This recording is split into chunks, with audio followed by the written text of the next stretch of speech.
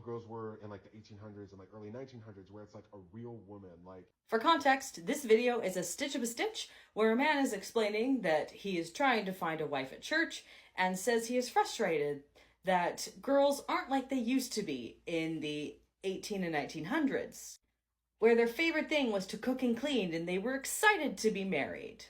Like a real woman. Let's go back to 1889, where women being allowed to legally control the property they inherited and the money they earned was a pretty new thing. In 1889, Tidbits magazine asked single women the question, "Why are you single?" and offered money to whoever gave the best response. Let's take a look at what these real women of the 1800s thought. Miss Emmeline Lawrence said that she was single because men, like three-cornered tarts, are deceitful. They are very pleasing to the eye, but on closer acquaintanceship prove hollow and stale, consisting chiefly of puff with a minimum of sweetness and an unconquerable propensity to disagree with one. A Miss Sparrow said she was single because I do not care to enlarge my menagerie of pets, and I find the animal man less docile than a dog, less affectionate than a cat, and less amusing than a monkey.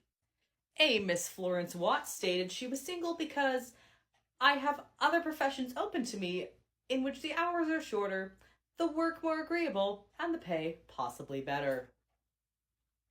And as a Miss Sophia Drew stated, as there are so many more women than men, we cannot all hope to marry.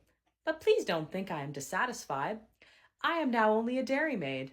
If married, I should be wife, mother, nurse, housekeeper, chambermaid, seamstress, laundress, dairymaid, and scrub generally.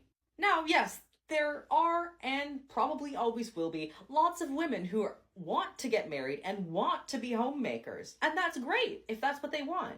Being a homemaker and raising children is an important job. It's a hard job, and it's one that deserves to be respected. But it's not one that every woman wants, now or ever.